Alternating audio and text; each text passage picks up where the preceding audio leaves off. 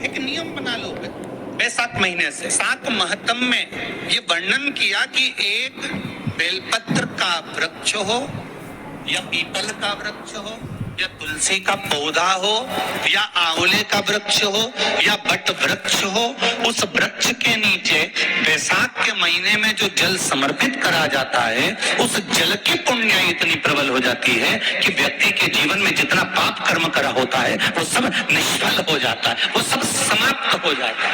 7 महीने में पार्थिव शिवलिंग के निर्माण का, और उसमें एक बात कही कि जब संसार का मनुष्य मृत्यु लोक में रहने वाला मानव मृत्यु लोक में रहने वाला मनुष्य मिट्टी की शिवलिंग का निर्माण करता है, पार्थिव शिवलिंग का निर्माण करता है, और जिस घर में पार्थिव शिवलिंग का निर्माण करता है उसकी पूजन होती है, घर का सदस्य उस पर एक बूंद जल समर्पित कर देता है, तो जितने सदस्य होते हैं उस पार्थिव शिवलिंग के निर्माण करने वाले होते हैं, पूजन करने वाले होते हैं, उनको 6 महीने तक किसी बड़ी बाधाओं को झेलना नहीं पड़ता, वो दुख अपने आप हट जाता है।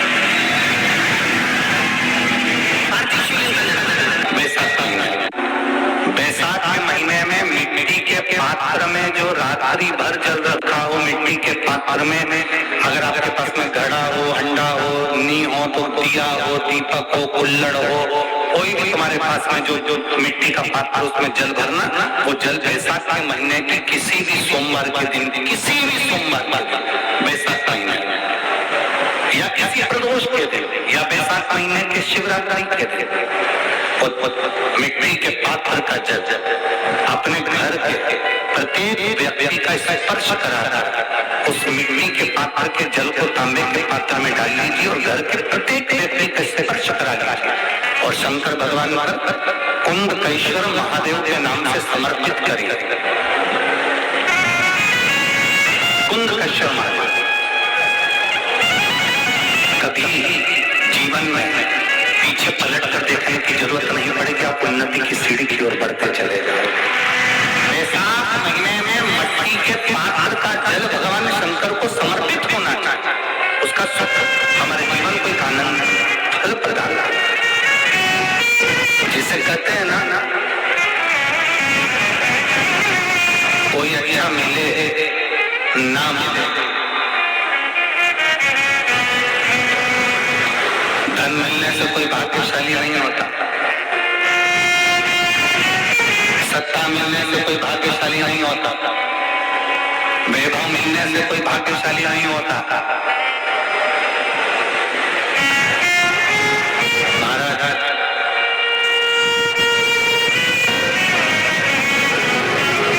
धन मिलने से कोई भाग्यशाली नहीं होता, वैभव मिलने से कोई भाग्यशाली नहीं होता, सत्ता मिलने से कोई भाग्यशाली नहीं होता, बड़ा मकान मिल जाने से कोई भाग्यशाली नहीं होता। शिव महापुराण की कथा कहती है अगर 2 सही मिल जाए तो तुम्हारा जीवन सफल हो जाए, एक गुरु सही मिल जाए और दूसरी घरवाली सही मिल जाए तो तुम्हारी जिंदगी स्वर्ग। दुनिया का सबसे भाग्यशाली व्यक्ति वो होता है जिसको 2 ठीक मिल गए, 2 अच्छे मिल गए, एक गुरु अच्छा मिल जाए, दूसरी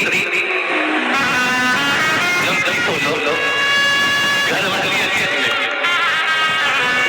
गुरु अच्छा मिलेगा तो तुम्हें स्वर्ग की सीढ़ी चढ़ा देगा और घरवाली अच्छी मिलेगी तो घर को स्वर्ग बना देगी।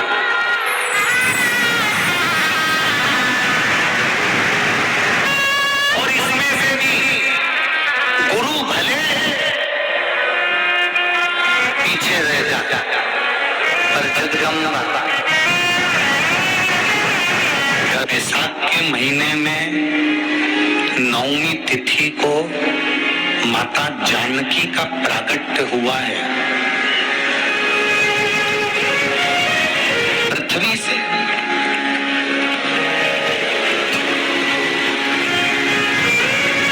कभी एक विचार करिएगा कि नरसिंह अवतार बैसाख के महीने में हुआ, कुर्मा अवतार बैसाख के महीने में हुआ, हयग्रीव अवतार बैसाख के महीने में हुआ, परशुराम अवतार बैसाख के महीने में हुआ, माता जानकी का अवतार बैसाख के महीने में हुआ। आखिर बैसाख के महीने में, माधव महीने में इतनी महत्वता क्यों?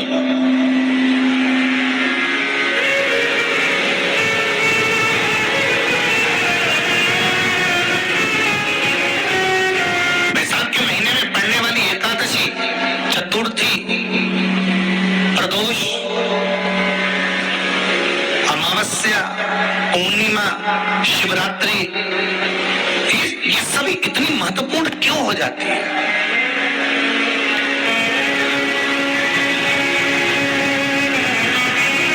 इसकी महत्वता इतनी प्रबल क्यों हो जाती है?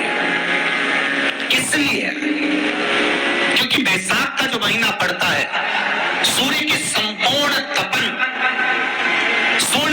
सूर्य देव अपने पूर्ण तेज के साथ में, पूर्ण तेज के साथ में मृत्यु लोक के निवासियों पर, चाहे जलचर हो, थलचर हो, वायुचर हो, चाहे जो जीव है, उस पर जब किरण फेंकते हैं तो संसार का जो मनुष्य है उस पर जब ताप पड़ता है तो ताप पड़ने के कारण उसके मुख से भगवान का नाम निकल ही जाता है, स्मरण नाम निकल ही जाता है। जब उसके मुख से भगवान का नाम निकलता है तो वो भगवान की शरणागति खुद ग्रहण कर लेता है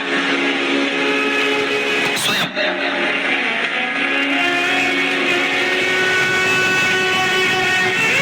शरणागति ग्रहण कर लेना। बैसाख की पोथी पढ़ते हो आप लोग? आप में से अगर कोई पढ़ता हो बैसाख महीने की पोथी, तो उसमें वर्णन आता है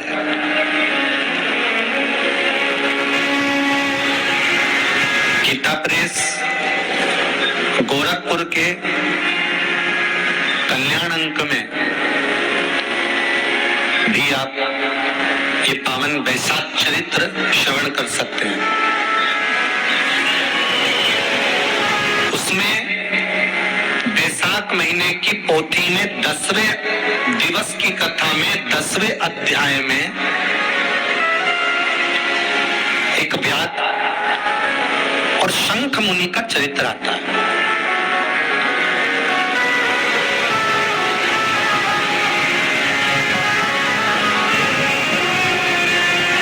शंख मुनि एक बार निकलकर भगवान शंकर के मंदिर में जल समर्पित करने के लिए जा रहे थे और शिव मंदिर की ओर जाते बीच मार्ग में चलते और शंख मुनि जब शिव के मंदिर में पहुंचे, शंकर भगवान के मंदिर में जाकर उन्होंने दर्शन किया,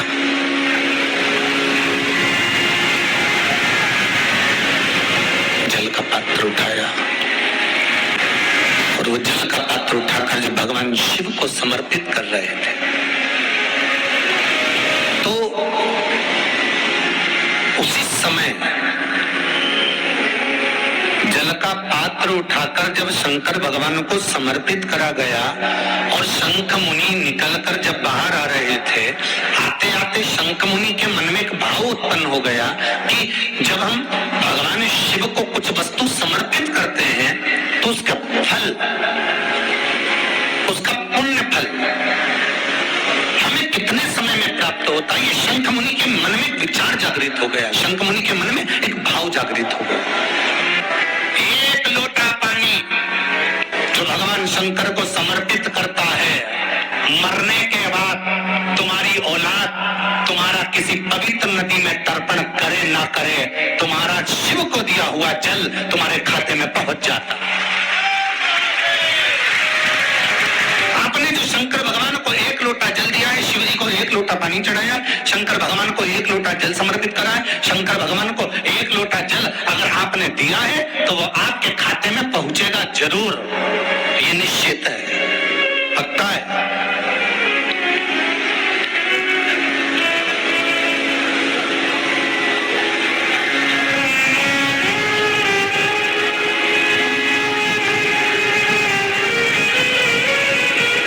शिव भक्ति के अनुसार, शंकर भगवान के अनुमोदन के अनुसार, पहले भी कथा में कहा, आज फिर कह रहे हैं, आप जब शंकर भगवान को एक लोटा जल समर्पित करते हो तो वो 33 कोटि देवताओं के हिस्से में चले जाता है, एक भाग पितरों के हिस्से में चले जाता है, एक भाग आहूतों के हिस्से में चले जाता है, एक भाग वाचुकों के हिस्से में चले जाता है। आपने जो भगवान को दिया वो धीरे धीरे धीरे धीरे धीरे धीरे धीरे बढ़ता चले जाता है, भगवान के दामों में पहुंचता चले जाता है। जिन जिनको आपने नहीं भी दिया, शंकर भगवान पे चढ़ा हुआ जल उन तक भी पहुंच जाता है। ये केवल आपकी निर्मल और आनंदित भक्ति के बल पर पहुंचता है, भक्ति के बल। का वर्णन आपको पहले कथा में करा है, सुना है आप लोगों ने कि नहीं सुना?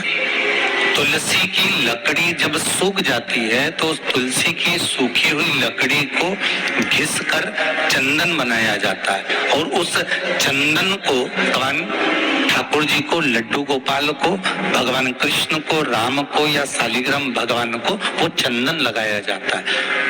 तो उस चंदन की महत्वता इतनी प्रबल होती है, उस चंदन की इतनी प्रबल महत्वता होती है कि उस चंदन को जब हम भगवान पर लगाते हैं और लगाया हुआ चंदन हमारे हाथ में जो रह जाता है उसको संभाल कर रख लेते हैं। वही चंदन जब किसी बच्चे को निमोनिया हो जाता है या ठंड की शिकायत हो जाती है या उसकी श्वास चलने लगती है या उसका दम भराने लगता है, बच्चा की पसली चलने लगती है, तब केवल उस चंदन को कंठ पर लगा दिया जाता है तो 20 से 25 मिनट के अंदर वो बच्चा ठीक हो जाता है। उसकी इतनी प्रबलता होती है, हरी चंदन महत्वता होती है। अब तुलसी की जड़ को घिसकर उसका चंदन बनाकर भगवान को लगाना, वो हरी चंदन। उसी तरह यहाँ जयंत के मुख से, जयंत ब्राह्मण के मुख से सुना जा रहा है कि वैशाख महीने में पवित्र वृक्ष के जड़ में एक लोटा जल समर्पित कर देने पर और वहां की जो रज है उसको मस्तक पर चढ़ा लेने पर 84 लाख योनियों से मुक्ति मिल जाती है। 84 लाख योनियों से। कितनी माताएं या कितने भाई लोग बैठे हैं जो शंकर जी के मंदिर पर जाते हैं और मंदिर पर जब जाते हैं वापिस जब लौट कर आते हैं तो मंदिर की चौखट का स्पर्श कर कर अपने मस्तिष्क पर उस रज को लगाते हैं? आप में से कितने लोग हैं? बहुत सारे, ठीक है। अब जितने लोगों ने हाथ उठाया और नियम से अगर शंकर मंदिर के दरवाजे की चौखट पर भगवान शंकर को जल चढ़ाने के बाद जब आप लौट कर आ रहे हैं और उनकी चौखट पर आपने हाथ फेर कर अपने मस्तिष्क पर उस रज को लगाया है, वो धीरे धीरे अपने भाग्य की ओर देखते हैं। तारीख लिख लेना कि मैंने इतनी तारीख से मंदिर जाना चालू करा, इतनी तारीख से मैं ये काम कर रहा हूँ और इतनी तारीख तक मुझे ये फल की अनुभूति हुई। ये देख, विश्वास जागृत होने पर फल की अनुभूति है। किस किस के घर में तुलसी का पौधा है? सबके यहाँ है? रख लो। कहाँ लगा है? घर के अंदर कि घर के बाहर? घर के बाहर, ठीक है। दिया लगाते हो? अच्छा, कौन है वो जिस तुलसी मैया को दिया लगाते हो? कौन है वो? बोलते तो जाओ जरा जल्दी जल्दी। माता है। घर में जो सास है वो कौन है? वो भी बोलो तो जम के बोलो जरा। माता है। बैसाख का महीना चल रहा है, बहुत जोरदार गर्मी पड़ रही है, बहुत जोरदार गर्मी, खूब जोर की।